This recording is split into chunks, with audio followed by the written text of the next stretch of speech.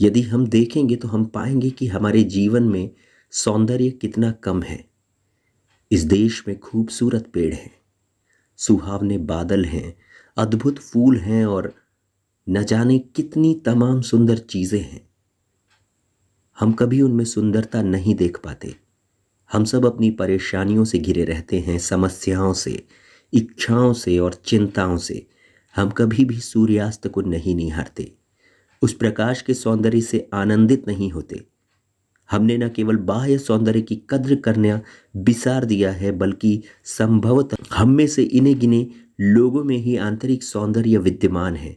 वो सौंदर्य जो वस्तुओं पर, तस्वीरों पर, प्रतिमाओं पर, किसी सूर्यास्त पर या किसी वृक्ष पर निर्भर नहीं करता। वो सौंदर्य तब आता है जब अगाध प्रेम हो, करुणा हो, किसी विषय के लिए नहीं बल्कि अपने आप में इसका वजूद हो। सुंदरता के इस एहसास के बगैर आप सत्य तक कभी नहीं जा सकते। तो इच्छा क्या है? क्या नजर में आना, देखना इच्छा की शुरुआत नहीं है? अपनी आंखों से देखना, उन फूलों, उन वृक्षों, उन कारों, उन स्त्रियों को देखना, इस संसार को देखना, यही इच्छा की शुरुआत है। देखना, चखना, सूंघना, किसी वृक्ष, किसी मकान, किसी कार, किसी स्त्री, किसी पुरुष, किसी खूबसूरत बगीचे को देखना, स्पर्श, उससे संपर्क और तब संवेदन।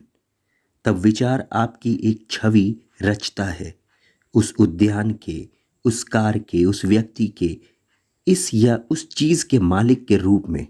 अर्थात देखना, संपर्क, स्पर्श, तब संवेदन और फिर विचार।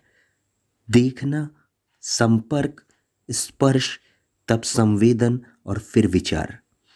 तब विचार आपकी एक छवि बनाता है कि आप उस कार में बैठे हैं और उसे चला रहे हैं। देखना, संपर्क, संवेदन, विचार द्वारा छवि को निर्मित करना, बस यूं इच्छा का जन्म हो जाता है। जब विचार वो छवि बनाता है, वही इच्छा की शुरुआत है। आप ये समझ गए? इसे देखिए, इस पर खुद गौर कीजिए, आप पाएंगे ये एक बिल्कुल सीधी सरल सच्चाई है। देखना, संपर्क, संवेदन, ये स्वाभाविक है। और तब विचार आपकी एक छवि रचता है कि आपने वो नीली कमीज या कोई खास चोंगा पहन रखा है, और छवि रचने के उसी क्षण में इच्छा का जन्म होता है। आप इसे खुद देख सकते हैं। आप किसी दुकान के शोकेस में सजी एक अच्छी सी पतलून, कोई अन्य पोशाक या कोई चीज देखते हैं। देखना, दुकान के भीतर जाना, उसे छूना, तब विचार का ये कहना कि मुझ पर ये कितनी फबेगी। आप ये छवि बनाते हैं और उसी क्षण इच्छा का प्रस्फुटन होता है।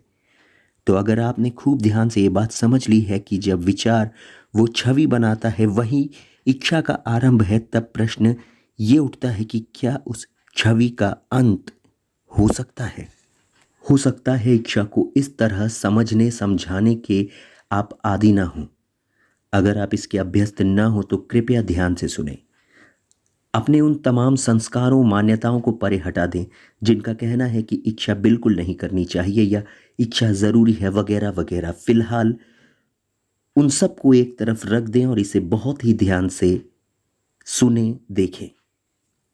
अब क्या ऐसा हो सकता है कि हम देखने, संपर्क, संवेदन के इस तथ्य को समझ सीख कर सिर्फ इसी के साथ बने रहें और विचार को वो छवि बनाने ही न दें?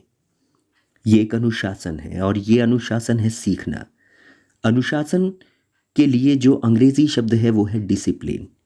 वो लैटिन भाषा के डिसाइपल शब्द से आया है। डिसाइपल यानी कि शिष्य, वो है जो सीख रहा है। हमने उस शब्द को अनुकृति बनाने, नकल करने, अनुरूप होने, आज्ञा मानने, अनुसरण करने के अर्थों में बदल डाला है। ये सभी शब्द सीखने का खंडन करते हैं। तो हम इस तथ्य को सीख रहे हैं कि इच्छा तब आरंभ होती है जब विचार संवेदन में हस्तक्षेप करता है। मान लीजिए कल किसी चीज में आपको बहुत सुख मिला, वो सुख, वो घटना दिमाग में दर्ज हो गई है और इच्छा कहती है कि मुझे वही सुख और चाहिए। जैसा कि हमने कहा, अनुशासन का अर्थ है सीखना, और हम साथ साथ इच्छा की प्रकृति के विषय में भी सीख रहे हैं। अब मैं आपसे पूछना चाहूंगा कि क्या आप इसे समझ गए हैं? क्या आपने इच्छा की प्रकृति को देख लिया है और इसका उदय कैसे होता है? अगर आपने इसे एक बार भी देख लिया है वास्तव में, तो दमन का, इसे नियंत्रित करने का या परिवर्तित करने की कोशिशों का कोई मतलब नहीं रह जाता। आप समझ चुके हैं कि इच्छा कैसे उपजती है, और अगर आप उस पल में जागरूक रहते हैं, उस पल में अपना पूरा ध्यान देते हैं, तब विचार छवि बना रहा होता है। तब इच्छा को ना तो दबाने का, ना तो उससे बचने का, और ना ही उसे तर्क संगत ठहराने का सवाल उठता है। इच्छा सुख है। हम सब सुख के गुलाम हैं, स्वामित्व का, सुख का, शक्ति व सत्ता का सुख। किसी बड़े राजनेता की शक्ति नहीं, बल्कि वो शक्ति जिसके चलते आप हावी होते हैं अपनी पत्नी पर, अपने बच्चों पर, या अपने नीचे काम करने वालों पर। अधिकांश लोगों को शक्ति की ही चाह होती है। वो सुख लालसा का एक रूप है, और हम सुख के मजे लूटने के पीछे लगे रहते हैं। यदि आप एक चीज से संतुष्ट नहीं हैं तो आप किसी दूसरी चीज के पीछे चल देते हैं। यदि आप अपनी पत्नी या पति से संतुष्ट नहीं होते हैं तो आप उन्हें बदल देते हैं। और मजे की, सुख की ये दौड़ आनंद से पूर्णतः भिन्न है। सुख लालसा मानव जीवन की अभिप्रेरक प्रवृत्तियों में से एक है।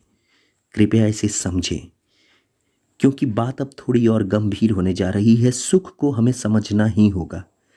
काम वासना का सुख, स्वामित्व का सुख, धन का सुख, उस तपस्वी का सुख जो अपने शरीर को साध लेता है, उसे पूरी तरह नियंत्रित रखने में सक्षम होता है, और विश्वास का सुख। इंसान का सबसे बड़ा सुख वही लगता है जिसमें उसका विश्वास है।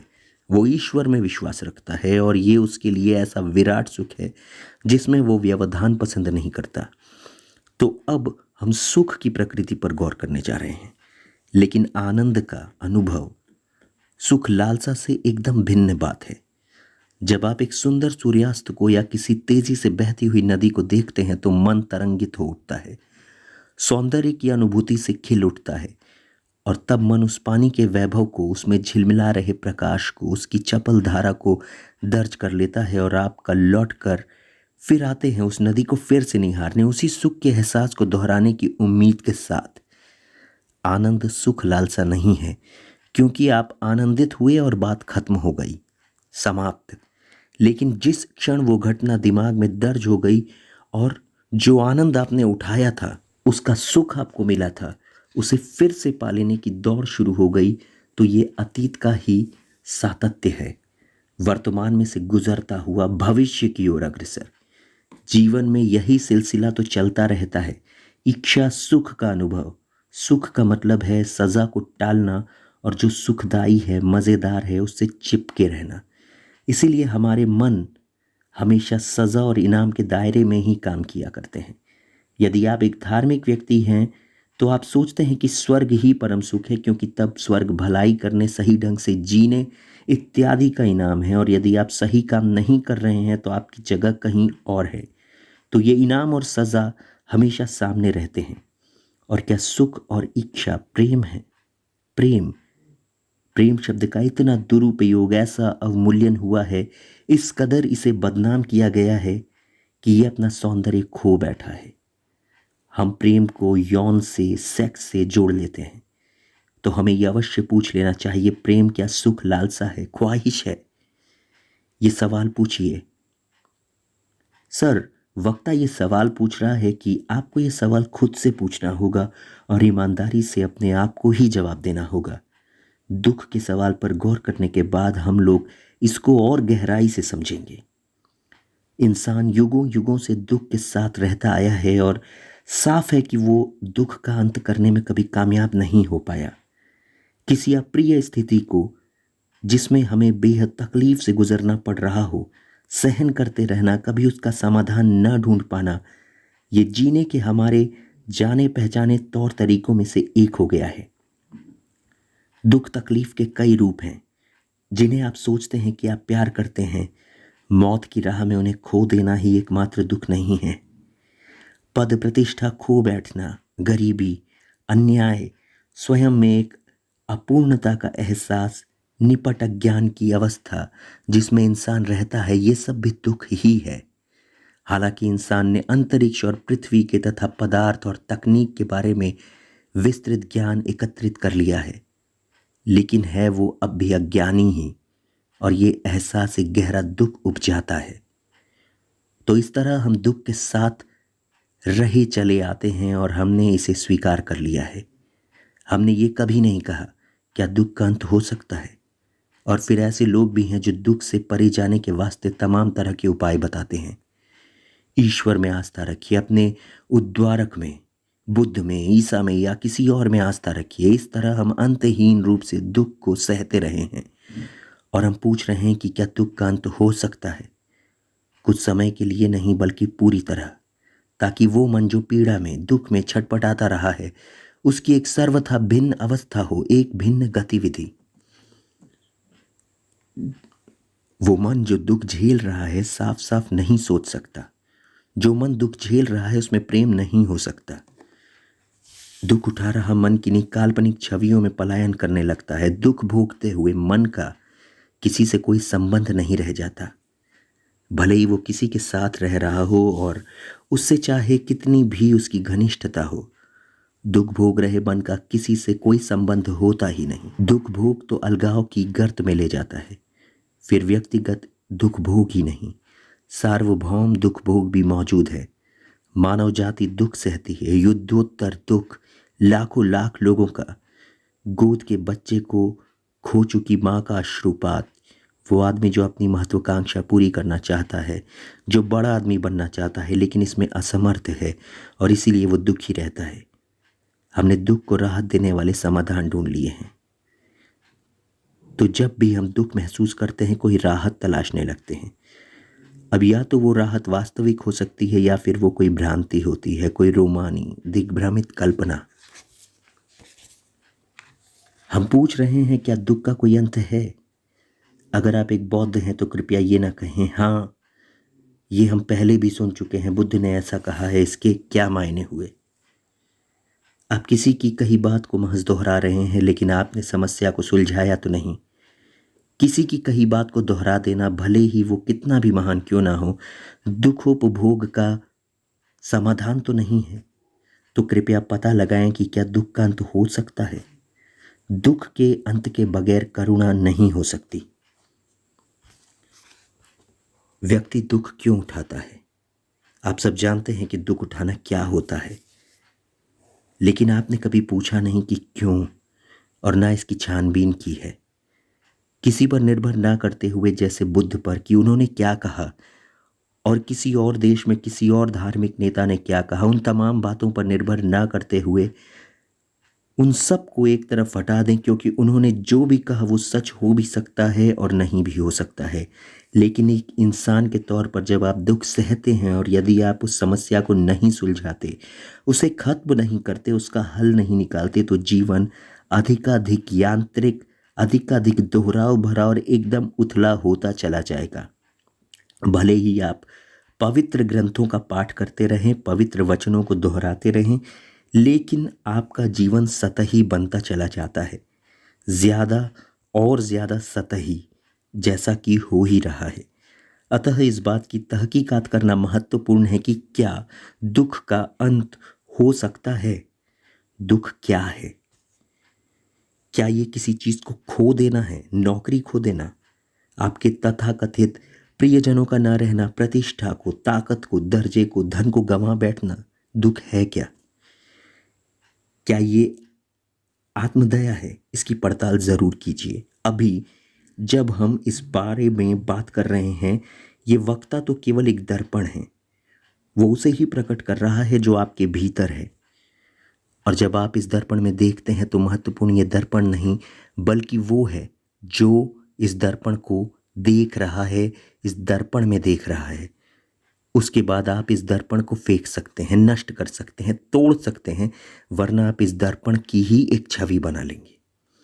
तो दुख क्या है? किसी का न रहना, इंसान का अकेलापन, उसका अलगाव, वो संताप जो किसी दूसरे से कोई संबंध न रखने से उपजता है, और अंततः मृत्यु। क्या ये आत्मदया है? इसकी पड़ताल कीजिए महोदय। इस सवालों से आंखें मत चुराइए, इसकी पड़ताल बेहद सटीक होने की ज़रूरत है। क्या ये आत्मदया है वो व्यक्ति न रहा जिसमें आपने अपना सारा स्नेह, अपना ध्यान, अपना सब कुछ उड़ेल दिया था, और वो मर जाता है या दूर चला जाता है या फिर आपको अस्वीकृत कर देता है और आप खुद को बिल्कुल अभागा महसूस करने लगते हैं। ये व्यथा का एक रूप है। दूसरा ये कि आपका मन इतना पारंपरिक, इतना दोहराव भरा और यांत्रिक हो गया है कि आप किसी चीज़ को तत्काल नहीं देख पाते, जो सत्य है उसे तत्क्षण नहीं देख पाते। ये भी व्यथा एक प्रकार है, ये भी व्यथा का एक प्रकार है। जैसे जैसे आदमी बूढ़ा होता है, बीमारी आती है, देह जर्जरित होती जाती है और मन धीरे धीरे अपनी क्षमता खोने लगता है। ये दुख के कुछ पहलू हैं और इन सबको देखते हुए आपको पता लगाना होगा कि आपकी प्रतिक्रिया क्या होती है। दुख की इन स्थितियों को आपका जवाब क्या होता है? कहने का मतलब है आप शक्ति चाहते हैं, धन चाहते हैं, प्रतिष्ठा चाहते हैं, आपको न्याय चाहिए, आप सामाजिक क्रांति लाना चाहते हैं। अगर आप वस्तुतः एक गंभीर धार्मिक व्यक्ति हैं तो आप उसे खोज लेना चाहते हैं जो समय से परे है, जो सत्य है। पर जो मन उलझा हुआ है, अनिश्चित है, खुद को असुरक्षित महसूस करता है, वो हमेशा दुखी रहता है। तो क्या दुख का ये भी एक पहलू है कि मन अब तक कभी सुरक्षा नहीं पा सका? कोई किसी नौकरी धंधे में सुरक्षा पा सकता है, कोई परिवार में सुरक्षा पा सकता है, कोई परिवार में सुरक्षा पा सकता है। किसी को अपने विश्वास में सुरक्षा नजर आ सकती है, जिस पर मुझे शक है, जिस पर हमेशा शक बना ही रहता है। किसी भी तरह के विश्वास में, किसी भी तरह के विश्वास में या आस्था में कोई सुरक्षा नहीं है, क्योंकि शक आस्था को खत्म कर देता है। शक हर तरह के विश्वास को नेस्त नाबूद कर देता है। लेकिन इन सभी स्पष्टीकरणों के बाद भी इंसान न सिर्फ अपने आप में दुख भोग रहा है, बल्कि वो इस दुनिया को भी इसकी समस्त दयनीयता, उलझन, दरिद्रता, कुरूपता, हिंसा, युद्धों के घेरे में देखता है। जब वो ये सब देखता है तो इसमें भी बहुत बड़ा दुख है। क्या इस दुख का अंत हो सकता है? वक्ता का कहना है कि ऐसा हो सकता है। जो वो कह रहा है उसे आप मानकर ना बैठ जाएं। वो कोई सत्ता प्रमाण नहीं है, ना ही वो कोई गुरु है और ना आप उसके अनुयायी हैं। अनुयायी गुरु का विनाश कर देता है और गुरु अनुयायी का। क्या हम दुख की प्रकृति को देख सकते हैं बिना उससे दूर भागे, बिना कोई राहत ढूंढे, बिना उसे ये कहकर तर्कसंगत ठहराने की कोशिश किए, बिना कि ठीक पिछले जन्म में मैंने जो किया था इसलिए अब उसका फल भुगत रहा हूँ? आप इन तमाम तरह की चालाकबाजियों से वाकिफ़ ही हैं जिन्हें इंसान किया करता है। तात्पर्य यह है कि आप दुख भोग के साथ रह सकते हैं, विचार की किसी भी गतिविधि के बगैर। विचार प्रकट होता है और कहने लगता है मुझे इसमें से निकलने का रास्ता ढूंढना होगा, लेकिन दुख वहीं का वहीं है, आप इससे बस भाग रहे होते हैं। लेकिन यदि आप उस एहसास के जिसे आप दुख भोग कहते हैं पूरी तरह से बिना इधर उधर हटे साथ बने रहते हैं, तब आप देखेंगे कि दुख का पूर्णतः अंत हो जाता है और तब एक सर्वथा भिन्न शुरुआत होती है।